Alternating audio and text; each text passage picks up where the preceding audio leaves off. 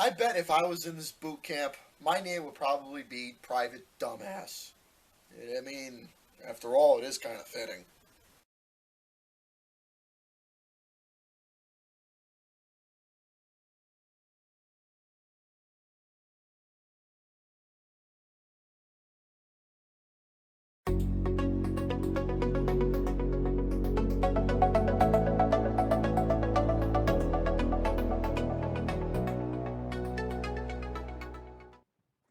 Here is a question for a lot of people out there. I'm not sure in the comments or replies or whatever, but this is a genuine question for a lot of people. If you had to list your Mount Rushmore of the all-time greatest directors who's ever lived, like the Mount Rushmore of the greatest directors who's literally came onto this earth, gave us some of the most national treasures in the world of cinema that you folks have ever witnessed in your life, that you can say was truly a blessing for not only to you to see as a film lover, but also changes your perspective on film, makes you love film even more, wants you to follow probably a path into a career of wanting to make film, follow a particular genre that you want to create a story and adapt your own into, take inspiration from a novel or magazine or some sort of graphic comic book and turn it into your own. If you had to name at least four of those directors that you would write down that changed literally your perspective of a movie with some of the most outstanding pictures out there. I mean, there's a bonus question for you. When you name your four favorite directors, at least name three of the films that you absolutely loved from said director on why you say this particular director. At least give three films alone of those four directors, because there's so many people out there that just made greatest films. But for anybody out there who will answer this question, I won't be surprised if someone actually puts Stanley Kubrick in their list, because Stanley Kubrick is one of those people who has made some of the most outstanding pictures known to mankind. This is one of those pictures alone to where you got two sides of a story that's happening that is interpreted by one man who went into the Marines, basically gets his training to go to Vietnam, and once he completes his training, goes to Nam, and then you see his side of the story where he is in war. That's the simple put I can say, summarizing it all together. But there's much more to this movie than just the summarized simplification of the whole story. There is literally a lot for what goes through this guy's mind. So James Davis, or Private Joker, who got his name by basically saying, "Is that you, John Wayne? Is this me?" Because Gunnery Sergeant Hartman ended up catching him for saying something out of line while the drill instructor was introducing himself to the whole entire squad. So this movie alone, just the first half, the first act, it's literally the whole entire basic boot camp training.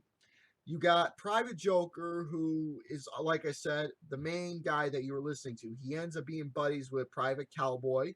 Then you also have the other side of Leonard Lawrence. That is Private Gomer Pyle. So those three particular characters throughout boot camp are usually the main ones that are the focus. You got Private Joker's buddy. Then you got the guy who is not like the other Marines in the whole entire squad who functions like everyone else. Private Pyle has been disadvantage. He's got basically a different mindset than everybody else. He can't seem to pick it up like all the other guys do. And there is a lot of, how can you say, what is that one word that people say? Foreshadow the events. There. I it's fucking foreshadowing the events for what's going to happen later on. And a lot of that happens throughout this whole entire film, and it really does play an important role, especially in the beginning, to where Sergeant Hartman confronts Gomer Pyle and tells him that he's going to fuck him up. He's going to make him born again hard. He is going to motivate him, and so on and so forth. It was a slow and steady process, but as the foreshadowing continues, as you see, with Gomer Pyle's mindset starting to deteriorate to where he becomes a Section 8, yeah, that foreshadow came into play. The premonition fully existed. As for Joker, throughout the whole entire film, the foreshadow, and you could say it's somewhat of a running gag with him because of his personality, of him being silly, ignorant, but also having guts and glory. The Joker the running gag was to where he was born to be a killer. He is there to kill. He's there to commit the acts of, while he's in war, committing murder, and defending his country. Even during the whole interview during the second act, he said, "I'm gonna be the first kid on my block to get a straight kill." He's all laughing and everything, having a laugh. Even with his buddies in the second act, where they were telling about that particular stare that you get in your eyes, to where once you see hell, you know exactly what it is, because that face just naturally comes on to you. His buddies were in his camp there, were even joking and ribbing him about that, talking about how they were going to kill a particular enemy and so on and so forth. A lot of that happens, but once the actual legit events happen, all the joking just stops. The real face of hell comes onto Joker, and you just clearly see it. So Joker himself, he was just a true developmental character as the whole entire film just went on a complete scale of realization, believability, and actual events that happened in history that you see in a film like this, but with fictional characters. However, Sergeant Gunnery Hartman, Arlie Ermey, who was a real life sergeant in his time, and he came into the film casted pretty well. And most of his dialogue that he had was improv.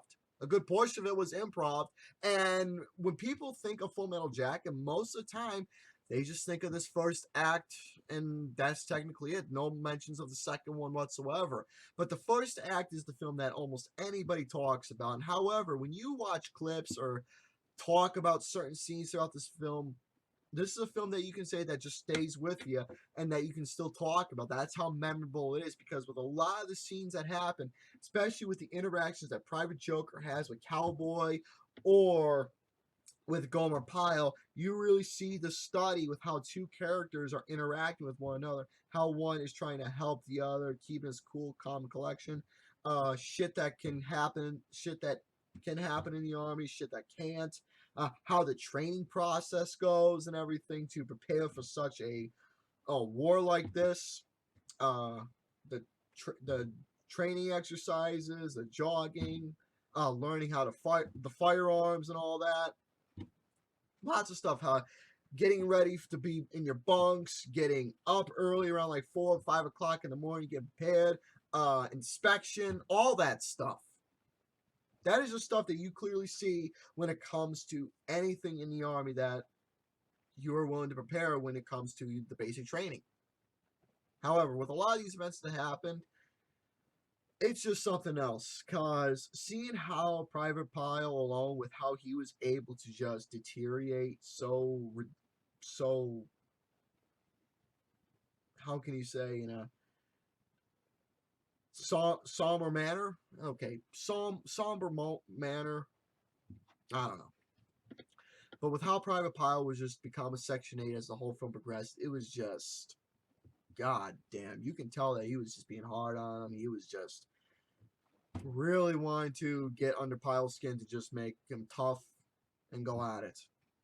But when you watch scenes that involve him, it's just amazing me how anybody has their own perspective, their own thought about what it is that he is feeling, what's going through his mind, how it's impact him, how it's impact the other guys, and so on and so forth. It's really amazing with all the talk that just goes on with this film, especially with a lot of the character developments, the interactions, the personalities involved. It's amazing. So the whole entire act, basic boot camp, Arlie Ermy doing his thing, showcasing exactly that he was a drill sergeant and doing his own improv lines for a good portion, and just really getting these guys motivated and prepared for Vietnam.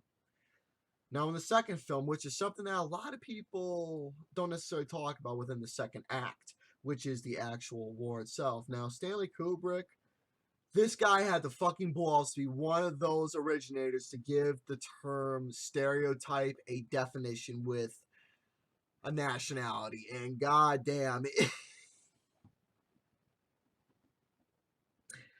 it's just amazing me how he was able to take a nationality and just give it a particular stereotype and add a little comical relief. Now, the thing is, sure, the Vietnam War, there's a lot of shit going on. You see Joker with his platoon with Rafterman and the other guys learning about what exactly they're going to be stationed, where they're going to be going, uh, being in their particular little camp there, trying to be on guard the whole time, make sure the enemy's not coming close at all. Transferring to the next area to reunite with old buddies and be with your new platoon alone, and then you meet other set of characters that you understand their personality. For example, guys like Ape Wall and Animal Mother, who honestly, that a lot of people said theorizing that Animal Mother, if Private Pile didn't commit a certain act at all, that's what Private Pile would look like. He would not be fat, he would not be overweight, he would actually be a born again hard killer, ready for war, and just obviously be ready for combat and actually functioning properly despite how he comes off interacting with people. So that is a lot of the theory. That's a theory alone that a lot of people have, I'm sure, talked about. And that is one of those theories that I definitely do say is that Animal Mother is basically an example of what Private Pile could have turned out to be, but unfortunately didn't. So there you go. You can, if you watch the film closely and look at both characteristics of the two characters, you can clearly see exactly how both of them come off. Except one's got more leverage than the other, and one how could have developed to become such and such. It's really amazing how detailed like that transpires. Now, obviously with Joker, he has a pin. His hat says "Born to Kill."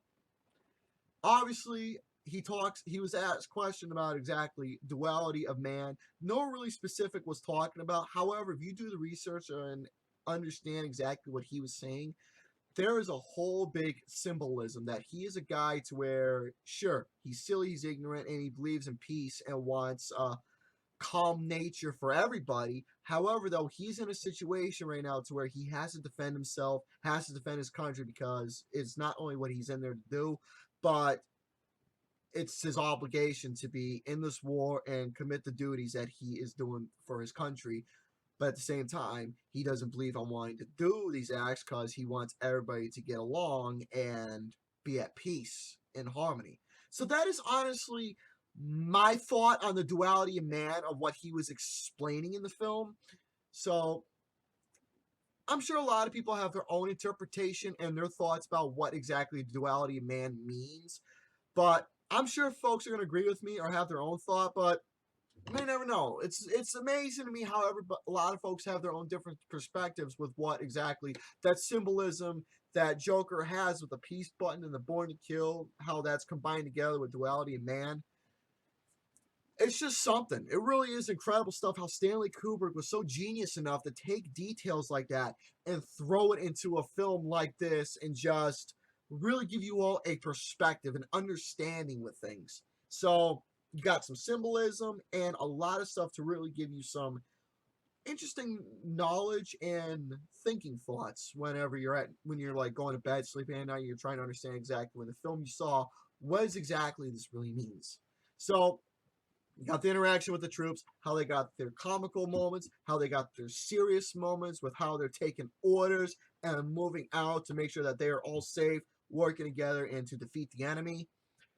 Uh the whole entire set that was designed, holy shit balls. You want to talk about being brought into a time zone and actually visually seeing like right there of what war looks like and what a battleground looks like taking place in a certain setting as an example to a particular battleground, it really showcased the destruction of what war can bring for something like this.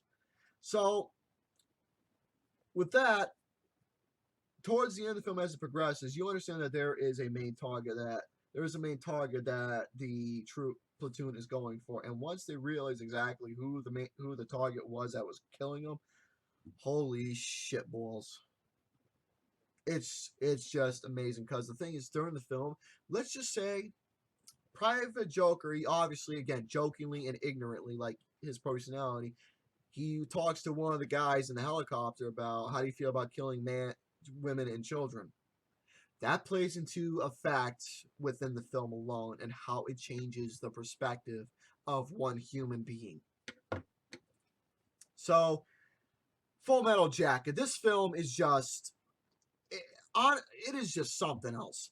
The first act sure may have its comical reliefs. It showcases the whole entire boot camp. The second act is the war itself of what's going on, and along the Stanley Kubrick, with how he gave us this film, a lot of details, character study, just incredible storytelling, believability, realism, a hellacious set, uh, perspective from one particular character telling his side of the story as he is just narrating it through a lot of scenes, and just seeing how cooperation happens with one character to another, how one could have turned out to be, how the other supporting characters are, how they interact with one another, how war is back in those days during of the history that we've all been taught, how that's being played in a presentation standpoint right there.